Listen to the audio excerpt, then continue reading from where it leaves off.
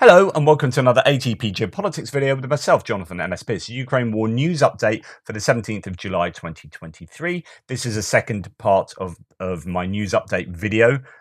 The first part's already been restricted, which is kind of another reason why I split them into two, just so in case one of them, actually gets through and doesn't get hammered by YouTube. I don't know what I did wrong in the last one, but hey ho, there you go, already restricted. Right, we're moving on to the front line. And then to military aid and geopolitical stuff. So we've already gone through today, hits and losses, strikes, and other bits and pieces. Go and check out my part one from earlier. Right, onto the front line. Just an interesting observation here by Andrew Perpetua, who says he's a mapper that I depend on quite a lot. He says, are people forgetting that Russia's average assault time to capture a town was like 55 days in their offensive last summer? And now you expect Ukraine to capture towns in like 2 days. It took Russia 10 months to move 13 kilometers, and Ukraine moving 10 kilometers in 30 days is a failure. And he carries on saying, I used to keep track of assault times for each town. It would be like this town is under attack for 65 days, this one for 52 days, this one for 100 days, etc. What he's saying is that people have unrealistic expectations for the counteroffensive for the Ukrainians, that Russia, look at what Russia did. So if you're a pro-Russian shill in the pro-Kremlin bot or troll in the threads and complaining about this counteroffensive being a failure, it's vastly more successful than the Russian counteroffensive. Vastly more. When you look at the amount of equipment that's been destroyed in the last 6 weeks, it is phenomenal. And I think I might do just a separate analysis of at least the general staff figures for Dell's Excel spreadsheet that I promised to do that yesterday, but didn't do it. So I think I might do a separate sort of 10-minute video just looking at the stats. But it is just, vastly different from the Russians. And then you look at the amount of territory that's been retaken in 6 weeks, and that outstrips what the Russians did themselves. So, one's your neck in. Right, this is Ukrainian Deputy Defense Minister Hanna Maliar. It is a bit of a mixed bag, it looks like. I think in the east, in the Kupiansk area, there is a little bit of a worry for the Ukrainians. So in the east, the situation has become somewhat deteriorated. For 2 days in a row, the enemy has been actively advancing in the Kupiansk sector in the Kharkiv region. We are on the defense. There are fierce battles, and the positions of the parties are changing dynamically several times a day. We're gradually moving forward in the Bakhmut sector. On the southern flank around Bakhmut, there is a daily advance. On the northern flank, we are trying to hold our position. So a little bit difficult maybe in Bakivka where the Russians are counterattacking, but the enemy is attacking. In Bakhmut itself, we are shelling the enemy, and the enemy is shelling us. In the Avdiivka and Mariinka directions, the enemy continues its offensive. Our defenders continue to effectively restrain them. Hot battles continue with no change in positions. So you can see that the eastern side of things, it is a bit of a mixed bag. The Ukrainians are successful around Bakhmut, certainly to some degree, certainly in the south and further to the north. A little bit around Bakivka is tough fighting there. But yeah, things are difficult in the Kupiansk area, right at the top of the front line. Right. Defense Ministry also says that Ukraine has liberated almost 18 square kilometers within 1 week, this last week. Ukrainian forces have liberated 7 square kilometers in the Bakhmut direction and 10.9 square kilometers in the south over the past week.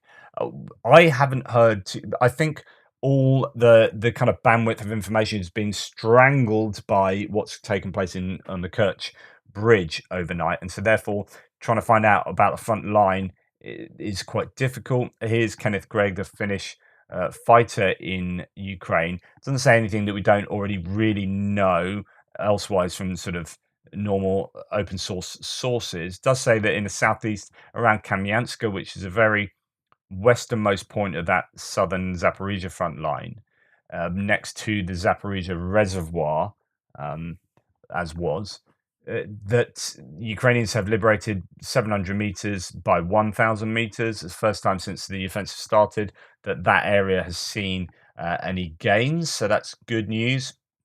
The rest of Zaporizhia front line not advanced around Makarivka. So that's a Velika Novosilka, saying there's little advance there, if any. Slowly starting to advance southwest of Pavlivka. I talked about that yesterday towards a place called Yehorivka. And most likely the Russian positions are being tested to see their stress tolerance. Bakhmut's been quite quiet, but Russian troops at Klishchivka, Andriivka, and Kurdimivka have stepped back to a new defensive line. This gives us some room to replace our troops. Those who have now fought for over a month and advance every day need to get on a rotation. This is a really good point. So the Ukrainians rotate their troops. Russians, we've seen complaints, and I talked about this yesterday, of not having been rotated for 10 or 11 months. I mean, that's just insane. Now, this is, I think, quite significant. I have not seen this mentioned elsewhere, but in addition, we have deployed a Leopard unit to the Bakhmut area. Interesting. Orikova Vasilivka, that's to the north. We are pushing, and now the Russians too have to take a step back. Otherwise, things will go really badly for them. In their veteran battalion, they're now preparing to retreat. I think that's Veterani, who's a private military company. So there you go. Russians' own offensive attempts in north continue without any major success. Now they've also tried a small offensive at Donetsk. No one understands why. And I've been trying to work out exactly what their game plan is for what they're doing in the Luhansk Oblast.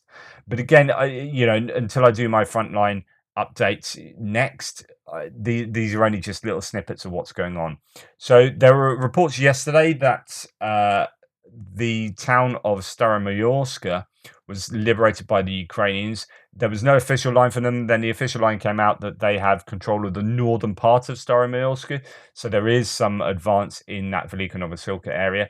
Whether they actually have the full town under their control, I don't know. There were rumors from the Russians yesterday that the full town was under Ukrainian control, and the Ukrainians have now admitted that the northern part, at least, is under their control. So quite what the truth is, it's hard to know at this juncture. So according to Ukrainian General Staff, but also corroborated by some pro-Russian sources, Ukrainians have entered the northern part of Staromayorsk. A Russian counterattack to dislodge Ukrainians from this area failed. It is very much possible that the Ukrainians control the entire village. Furthermore, north of Pryutne, the Ukrainian forces have secured some areas, closing in on a village. Well, they're pretty much the Russians' defensive line, as far as I have it, is actually a little bit worse than what this one suggests. That they're basically hemmed into the village. Then you've got your grey area, and as I often say, that although the Russian defensive line might not move on a given day, that's not to say the Ukrainians aren't making advances. They're probably making advances every single day. But what they do is they're consolidating areas in the grey zone and making them confidently Ukrainian-controlled zones and demining them. So something like this takes place where actually this red area hasn't moved. For example, I mean, it may have done, but I'm just explaining. So the red line might not move, but they might eat more and more into this kind of grey zone, which is indicating yellow here, and making it kind of blue. So that will happen on a daily basis. In a lot of places on the front line. So again, someone else claiming an advance towards Pryutne, and that the Ukrainians have expanded their area, their zone of control there. But Andrew Perpetua, then this is going along to Robotna, further to the west, where the Ukrainians have navigated themselves across the first major trench line there.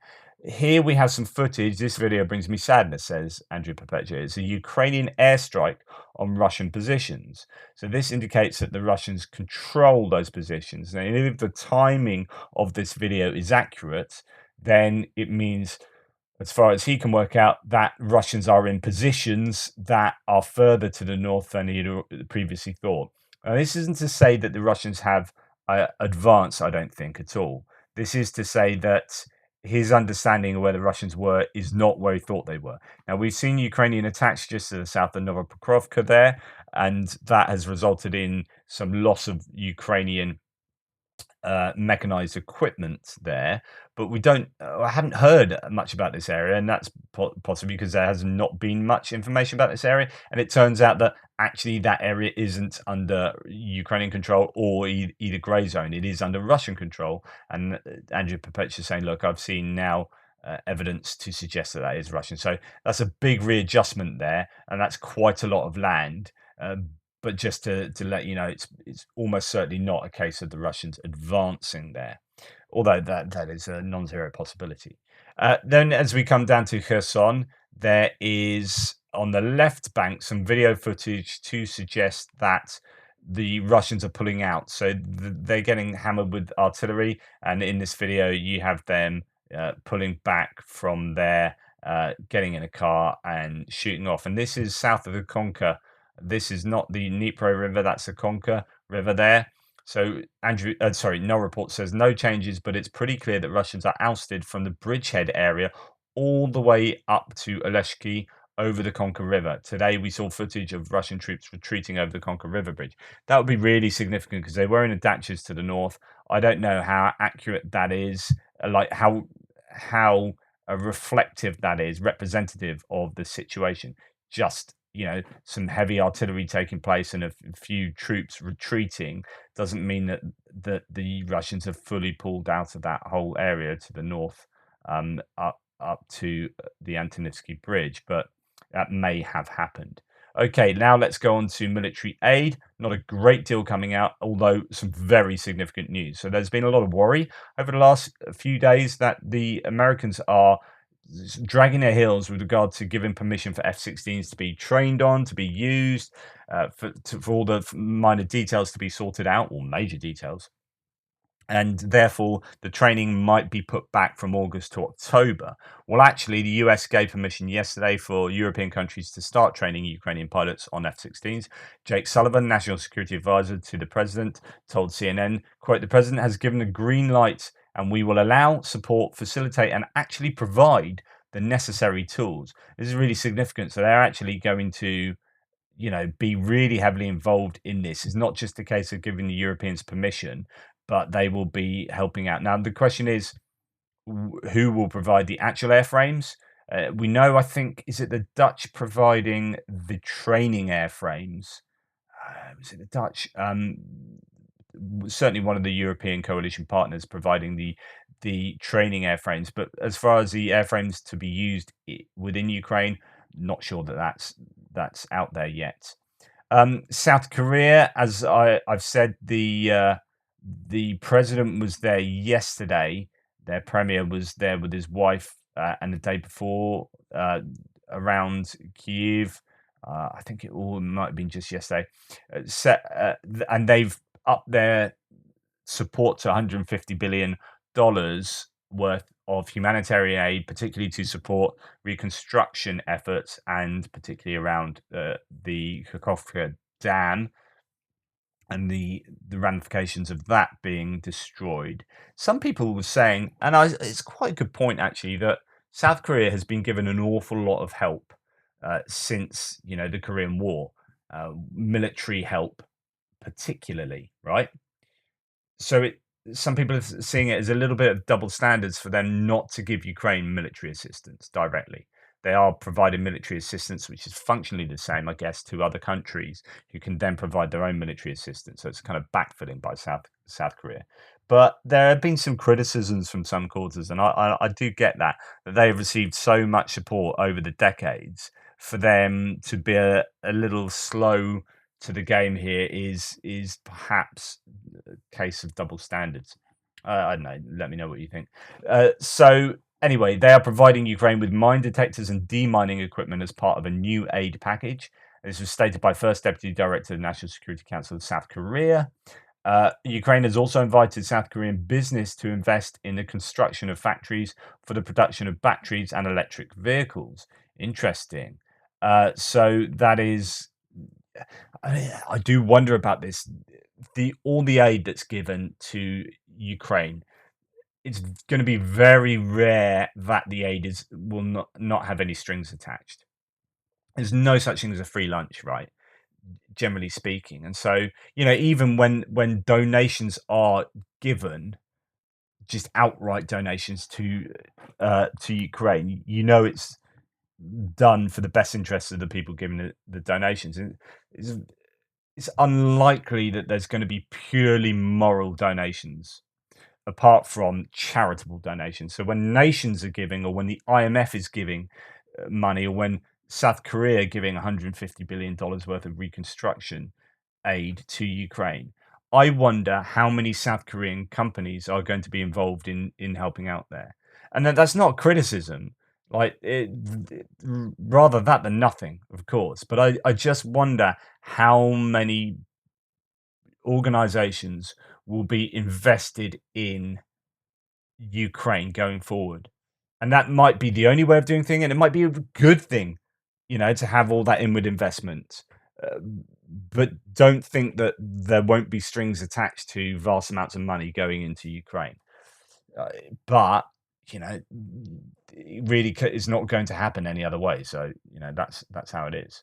Um, and what I'm talking about, not necessarily talking about stuff like giving this big piece of demining equipment here, as Canada has done, or several of these. But I'm talking about the big kind of amounts of money when we're giving you a shed load of money here, just a big ton of like the IMF, all these kind of yeah, there are loans. Okay, so what the payback on those, or if it is money, what without being loaned, if it is like a donation, what are the strings attached here?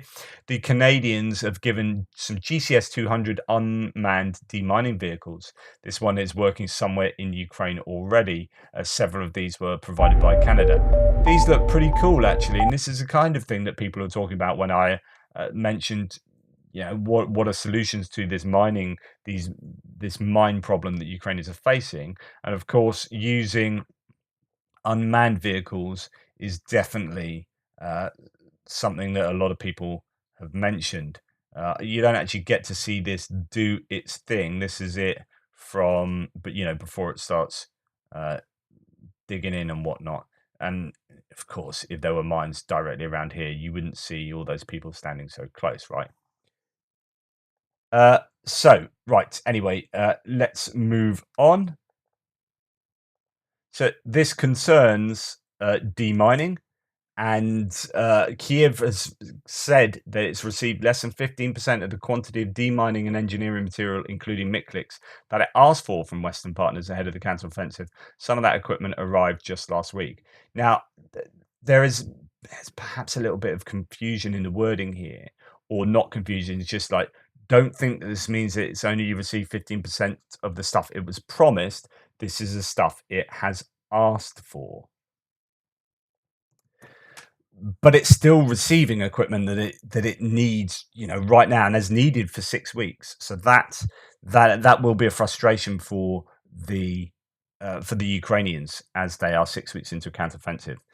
Now, someone asked me about this yesterday, and I had a look into it, and then actually I've seen a few bits uh, randomly myself on this, but some of it I did search out as well. So Robert Ezagalis was asking, have you heard about this Lancet that can work autonomously in drones, swarms? Now, there's been some footage that came out, I think it was on like Russian news or whatnot, about this Izdali 53, which is a new generation. This is the company Zala, I think, making their new generation of Lancet that can be sent up in a multiple launcher, and they can act in drones, apparently. I don't know much about this at all. So Russian engineers are working on this new version of the Lancet tactical kamikaze drone.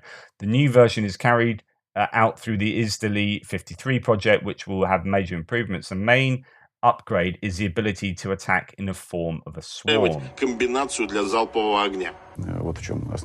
Now, I unfortunately I don't speak Russian. I'm not seeing a translation of this, but this is what it's imagined to operate like, and that would be, obviously a serious threat to Ukrainian equipment, where you can have multiple drones hitting one piece or taking out a battery of equipment.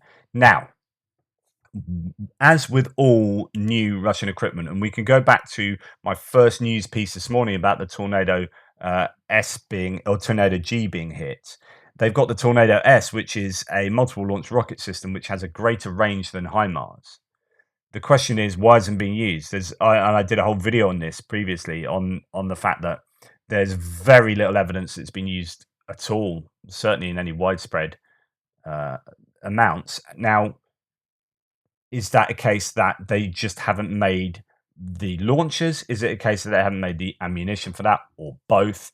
And probably both, and they are unable to make them now, given all the sanctions and problems they have. So the same will perhaps apply to this. So they can talk a big talk about creating this stuff. The question is, A, is this all true? Do they have this? Like, I know you're looking at potentially what this might look like. But that's going to be a prototype. It might not do anything. That might just be a bunch of plastic assembled, right? The question is this all true? Do they have that capability? And can they make it? And can they make it to scale? How far off is this? Is this still in the early stages? Because you can bet your bottom dollar there are many, many drone companies around the world working on exactly this right now.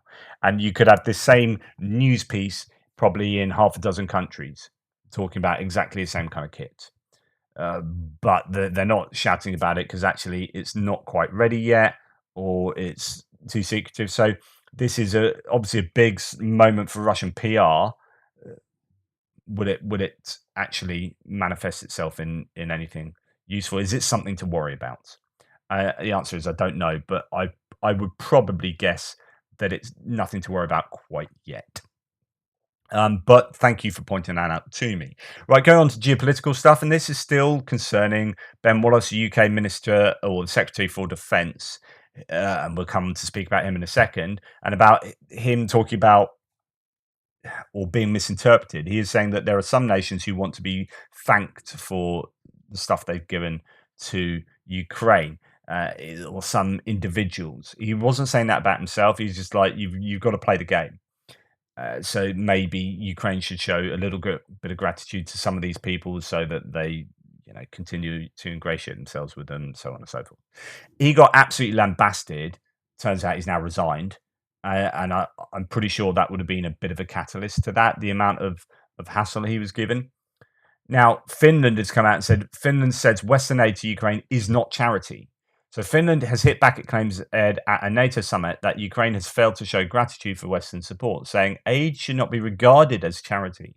Finnish Foreign Minister Elina Valtonen said in an interview that we in the West need to understand that obviously this is not charity because Ukraine is fighting for us. They're fighting for our liberty and the European security architecture.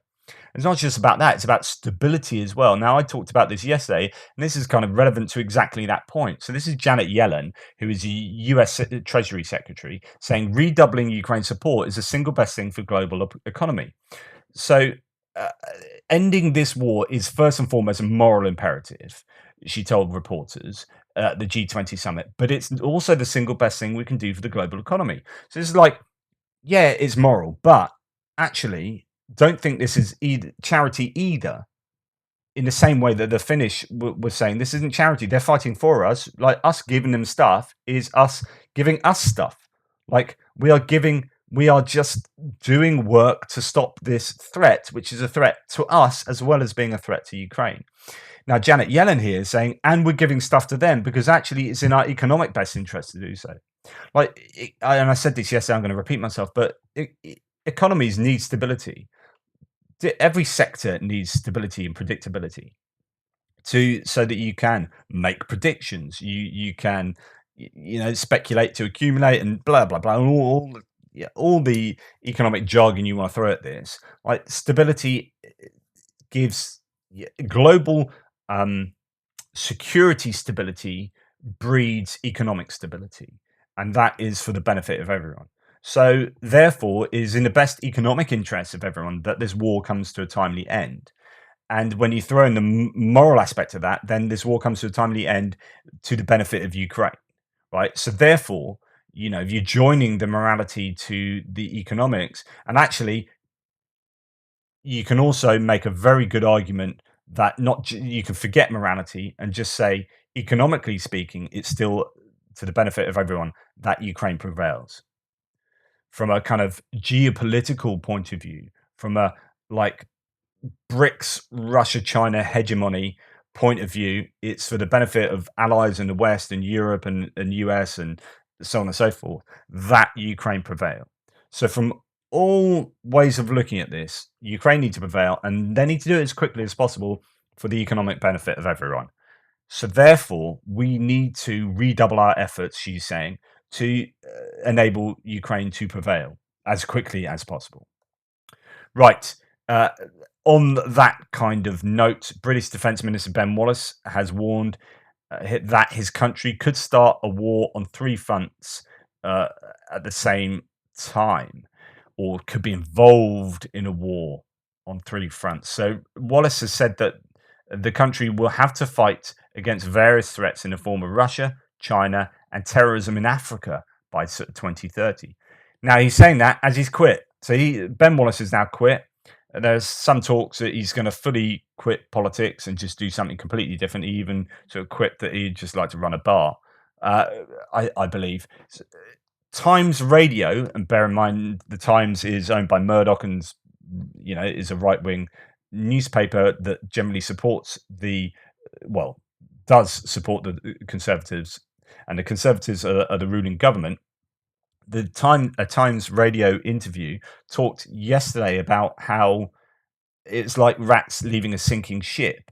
But then there was a kind of comeback to that. No, it's not the rats leaving the sinking ship. It's the good people leaving the rats on the ship.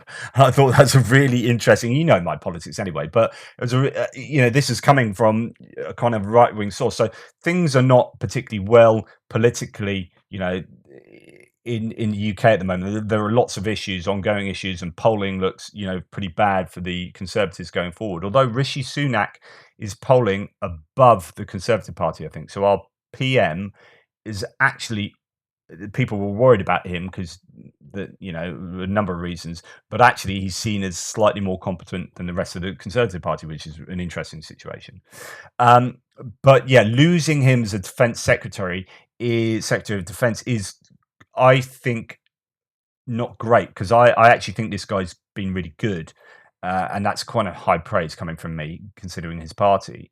So this is a sore loss. However, I think there are some fairly decent potential replacements. The Armed Forces Minister, James Heappey, I think. Is it James? But anyway, he's a fairly decent replacement. But I think that is a shame.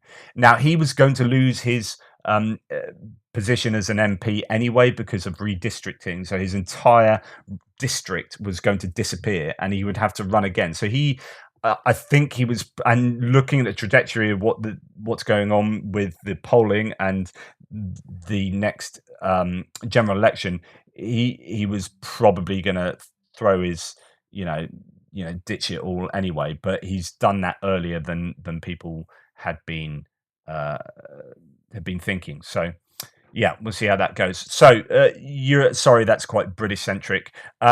The Russian state has taken control of French yogurt maker Danone. Danone. Russian subsidiary and beer company Carlsberg's stake in a local brewer, according to a decree signed by President Putin. Sorry, that English didn't run very well there. You get the point. So Russia seized control of shares in Danone and Carlsberg's subsidiaries. So I'm going to read this all. It's a really short article in The Guardian. So the Russian state has taken control of French yogurt maker Danone's Russian subsidiary, along with the beer company Carlsberg's stake in a local brewer, according to a decree signed by President Putin.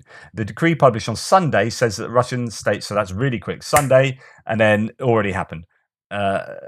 Published on Sunday says that the Russian state would temporarily manage the decree about these particular companies was on Sunday, would temporarily manage shares belonging to Danone Russia and to Baltika, which is owned by Carlsberg. The move comes after the Russian subsidiaries of Germany's Uniper and Finland's Fortum were taken under state control in April. The Kremlin warned that at the time it could seize more Western assets on what it said was a temporary basis in retaliation for foreign moves against Russian companies abroad. And it's quite an interesting move because, on the one hand, people are slagging off companies for still being in Russia, but then on the other hand, and they're there because they want to make money still, right? That's the only reason they're there. There's no other reason that they want to remain there other than to make money.